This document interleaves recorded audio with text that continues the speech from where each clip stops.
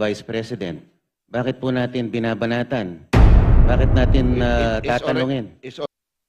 No public funds were used for all my travels. I did not charge representation. I did not charge tickets. I did not charge per dime for all my travels in the office of the Vice President. So if you can see in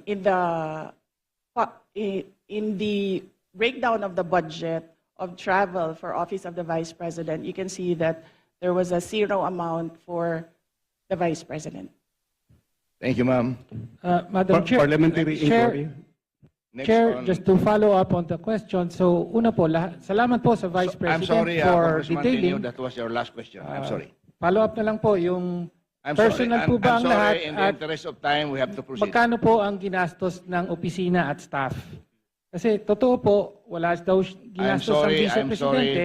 Parliamentary Magkano ang ginastos inquiry? I'm ng sorry. staff? I'm sorry. Thank you, Madam Chair. Parliamentary Yes. inquiry.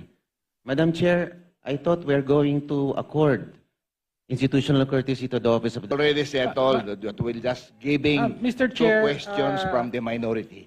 Okay? Mr. Chair, hindi po, 5 minutes each. wala pong Opo. binabanatan But this dito. does I not take preclude exception the other members to the- from making a Congressman manifestation. Tenyo, sandali I lang. take exception to the use of the term binabanatan. Nagtatanong lang po tayo rito at lihitimo naman po ang mga tanong. Madam Chair. So maybe I ask the congressman. Mr. Chair, may we withdraw request the for a comment. suspension of Session the... suspended. I Hearing second suspended. motion. Well, kaugnay po sa notice of disallowance. Ang sabi po kasi ng COA, December 30, yung mga 105 activities na inilunsad dun sa mga dinisilaw na activities ay nangyari between December 13 to December 31. And yet, sa mga nakaraang hearing ay napag-alaman po na December 20 pa po na ilabas ang SARO at na-withdraw yung 125 million. Kaya nga sinasabing nagastos ito in 11 days from December 20 to December 31. So ang tanong lang po natin, ano po ang paliwanag doon sa nakapamahagi na kayo ng mga sinasabing reward money noong December 13 pa lamang samantalang hindi pa po lumalabas ang pera ng confidential funds. Pwede po bang may paliwanag yon? Madam Chair, this is the subject of an impeachment trial, and I would not like to discuss the defense for the impeachment trial. Representative Chair, Pino, wala please naman pong- proceed with the next question. Madam Chair, I would just like to note na wala pong impeachment trial sa kasalukuyan, Madam Chair. In fact, it is archived in the Senate. No? Okay, so next question na po. No? Lumabas din po sa nakaraang mga hearing sa House na nag-submit po ang Office of the Vice President ng 2,670 accomplishment reports at kasama po para po sa liquidation ng 500 million pesos worth of confidential funds under the Office of the Vice President.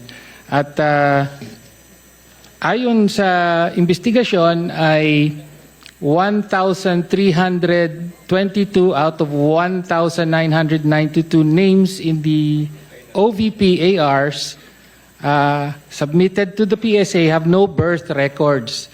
So kasama po dito yung mga pangalang Mary Grace Piatos, Fernando Tempura, meron pang Shell Jokno. No? Kindly wind up your Opo. question. Again, pwede po bang mapaliwanag ng Vice Presidente kung bakit ganon ang sinubmit at bakit walang supporting documents ang mga accomplishment reports na ito? Madam Chair, again, first, if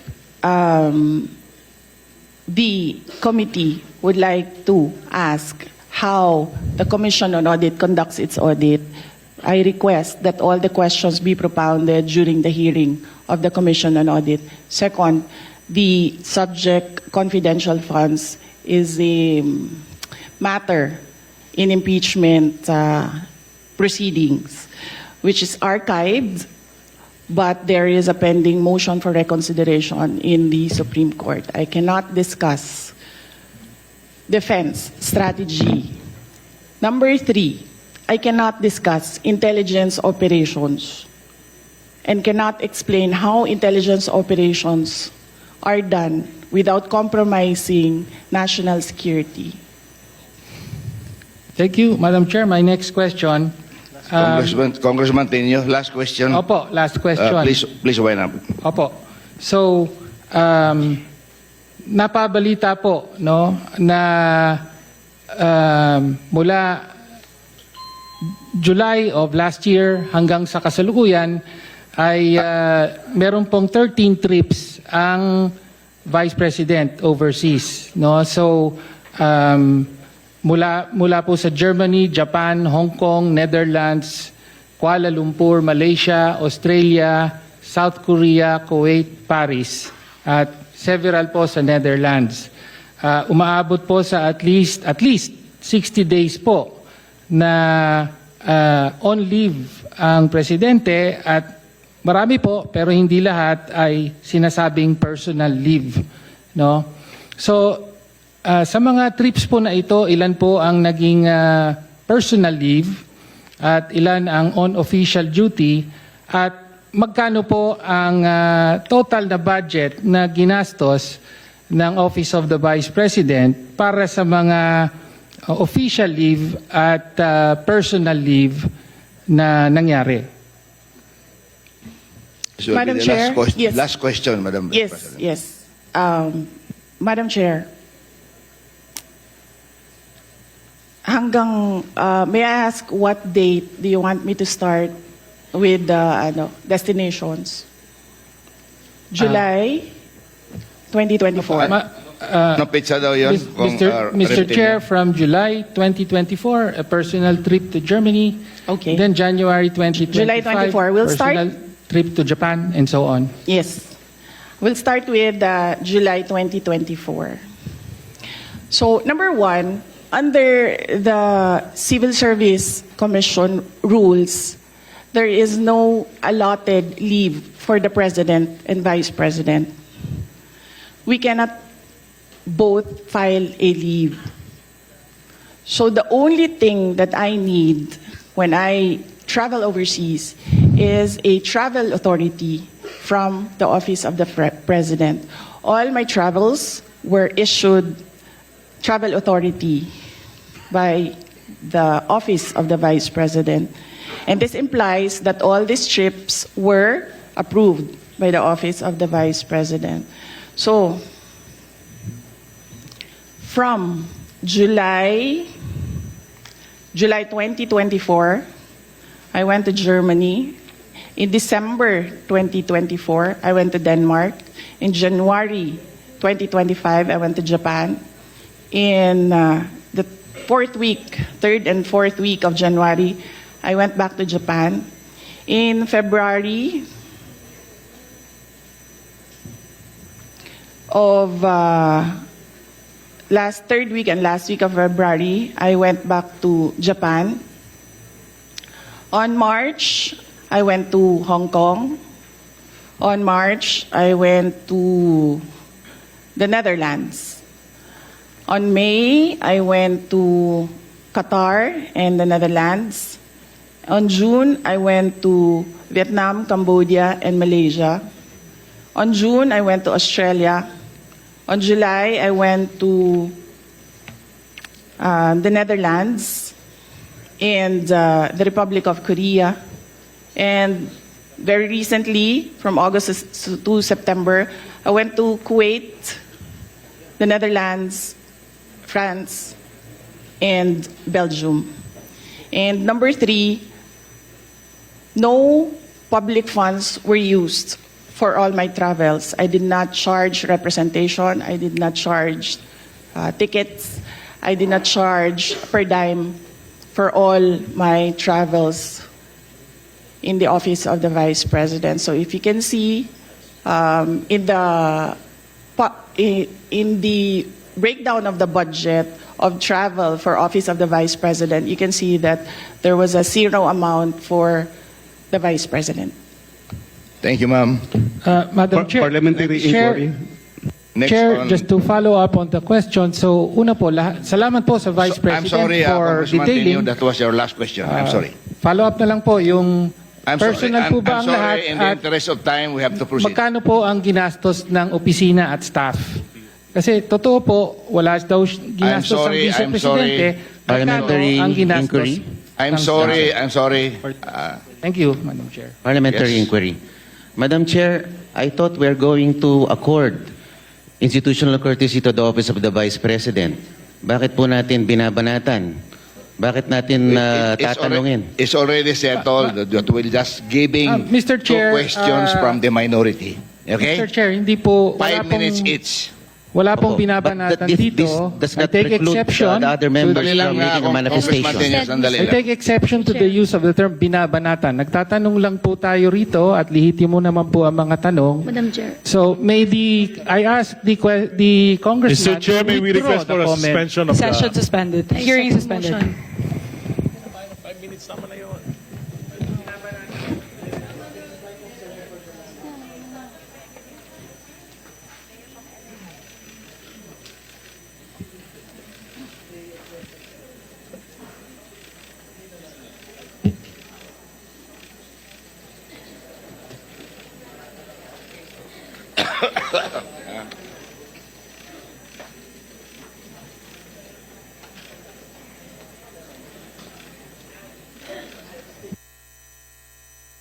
Seems to be heated argument there between the majority and minority as to according the Vice President institutional courtesy. At first, they did not want to ask her questions, but the minority was given an opportunity to ask some of the questions, raising some issues about the Vice President, particularly her budget. The Vice President was asked about the low obligation and low disbursement of the budget for the Office of the Vice President, given that we are beyond halfway through the year. Also, the disbursements and intelligence funds were also questioned. The Vice President there maintaining that she cannot disclose any details as to how the intelligence funds were spent because it might jeopardize national security. She was also questioned about her overseas trips, more than a dozen of them, which she says did not have or come from the allocation of the office, as the Vice President had zero, she insisted, zero budget for travel. You are still watching the House hearing on the budget for the Office of the Vice President with no less than Vice President Sara Duterte in attendance.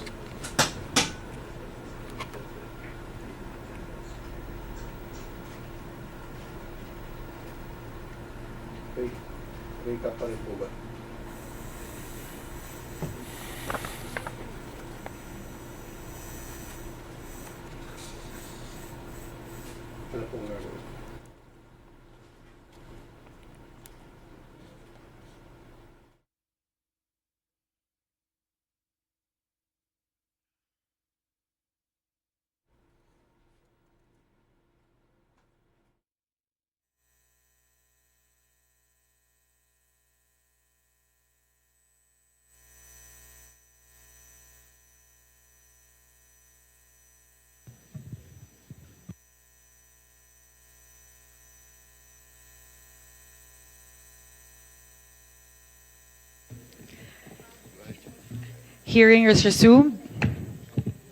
Madam Chair, I would like to correct myself. I was informed that I mentioned that the travel authority is approved by the Office of the Vice President. The travel authority is approved by the Office of the President. Thank you. Thank you very much, Your Excellency. The correction is duly noted. Yes, Madam Chair, may I move that we strike out the word binanatan uttered by Rep. Marcoleta. Wala naman pong binabanatan. Second. There is a motion to strike off from the record the terminology binabanatan. It has been duly seconded. The motion is carried. Madam Chair, just a 1-minute manifestation on the striking of the record. I have no objection. However, I just want to explain that in the previous debates, in the previous legislatures before us, in the interim Batasang Pambansa, when an assemblyman from the city of Manila was attacking the late president, there was a motion to strike off the record of what he discussed on the floor. The former Assemblyman Arturo Tolentino said that if you strike off the record, any sentence or paragraph, it's just the same sentences, and you strike it, so you still can read that. So that was clear that I think that the procedure is still the same. The statement of Banatan, i-cross lang yan, but it's still there in the records. Sinabi ko lang yun because that was already clarified many years ago by former assemblyman who became Duly noted, late Kong Senator Ongab. Tolentino. This time, we will use eraser. Okay? Yes. Thank you. Pero ngayon may video na. Okay. Going to the next from the minority leader, Congresswoman Reneco. Please go ahead. Good morning to the Vice President. Good morning to my colleagues. I'd like to take off po sa questioning na ni Representative Tino. Meron po kasing minention na list of destinations na tinake ni Vice President this year under Travel Authority. But we like to take note na in a press conference of the Office of the Vice President, meron pong security and staff na kasama si Vice President. So can we ask po, paano po pinopondohan yung pagpunta, flight and accommodations ng staff and security ng OVP? Madam Chair, may I be allowed to ask a question?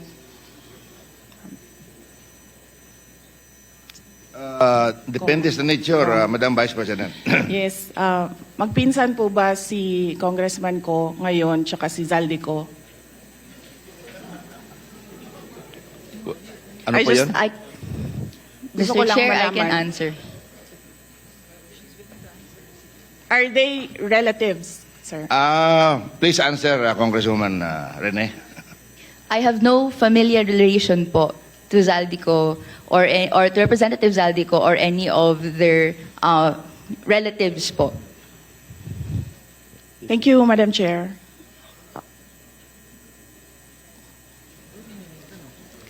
Let me just look for Please go ahead, ma'am. Look for the slide, sir.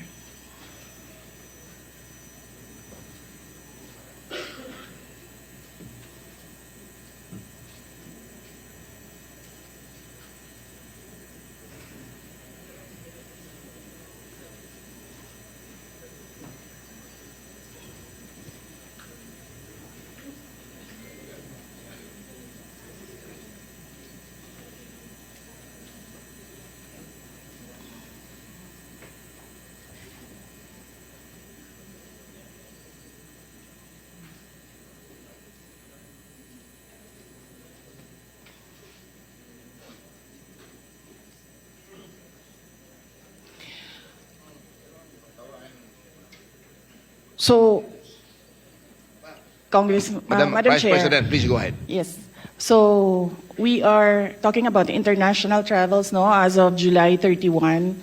So, for two travels in Southeast Asia, for the security, it's 474,646.93 pesos. And for the OVP personnel, these are for two trips, 463,733.6 for a total of 938,379.99.